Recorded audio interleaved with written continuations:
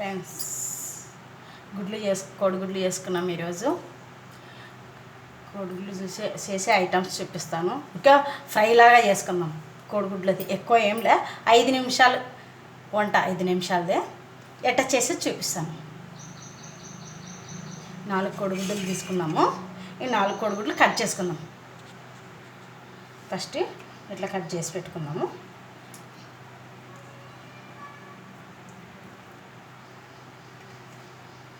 Fry అంతే. పప్పులోకి కానీ చారులోకి కానీ బాగుంటుంది ఇది.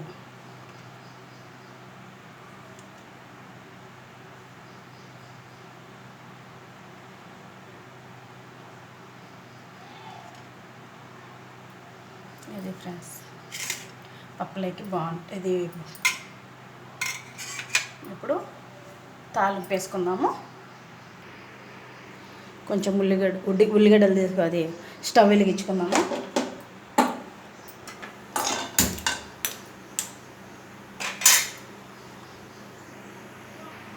స్టవ్ వేడెక్కింది, బోలం వేడెక్కింది. ఆయిల్ వేసుకున్నాం.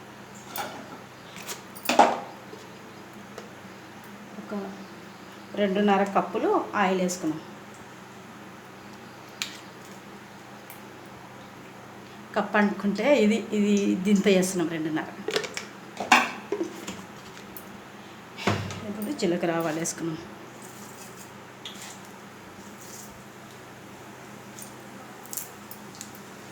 మిర్చి, కరివేపాకు,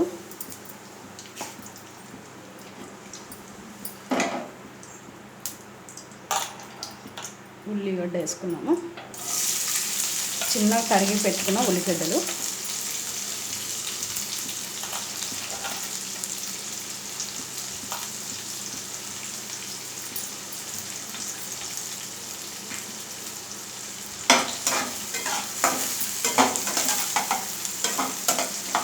బాగా ఇది ఎర్రగా అయిన తర్వాత ఉప్పు కారం వేసుకున్నాం. సింపుల్గా, ఎక్కువ ఏం లేదు దీనికి ప్రాసెస్ ఏం. ఇప్పుడు ఉల్లిగడ్డ ఎర్రగా అయింది, గుడ్డు వేసుకున్నాం.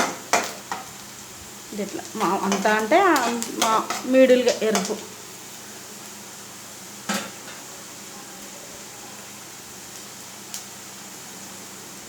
గుడ్లు ఇదిగా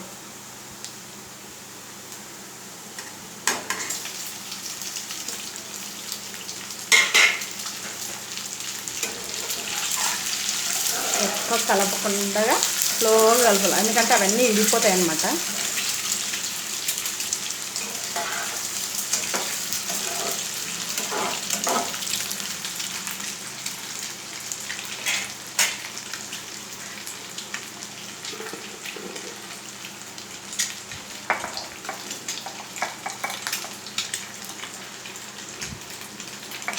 ఇప్పుడు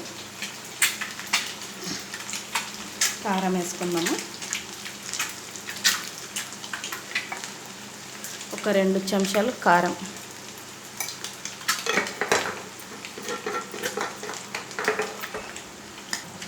పసుపు వేసుకున్నాము.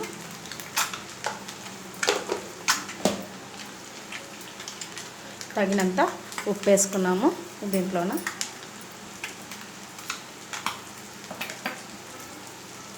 ఉప్పు,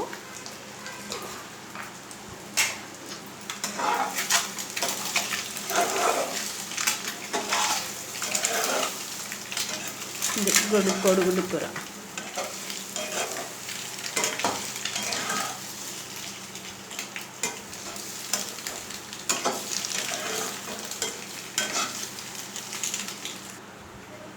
కొద్దిగా మిరియాల పొడి వేసుకున్నాము, కొద్దిగా టేస్ట్ కోసం అంతే, ఘాటు ఉండకుండా. జీలకర్ర పొడి, జీలకర్ర ప్రతి దాంట్లోకి వేసుకుంటే టేస్ట్ ఉంటుంది అన్నమాట. జీలకర్ర పొడి దీంట్లో, ఇక్కడ మనకి ఫ్రిడ్జ్ లేదు కదా, ఇప్పుడు మనం ఉండేది వేరే ఊర్లో కాబట్టి ఫ్రిడ్జ్ లేదు కాబట్టి అంతా ఇది కస్తూరి మెంతి, కొత్తిమీర అన్నీ కలిపి పెట్టినది వేస్తున్నాం దీంట్లోకి.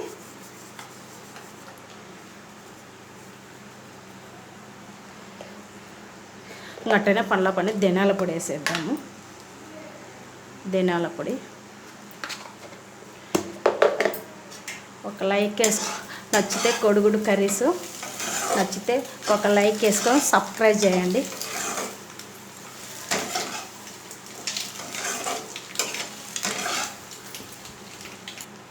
కోడిగుడ్డు కూర అయిపోయింది. చేసే విధానము ఒక లైక్ వేసుకొని సబ్స్క్రైబ్ చేసుకోండి. కోడిగుడ్డు కూర అయిపోయింది. గ్యాస్ ఆఫ్ చేసుకుందాం.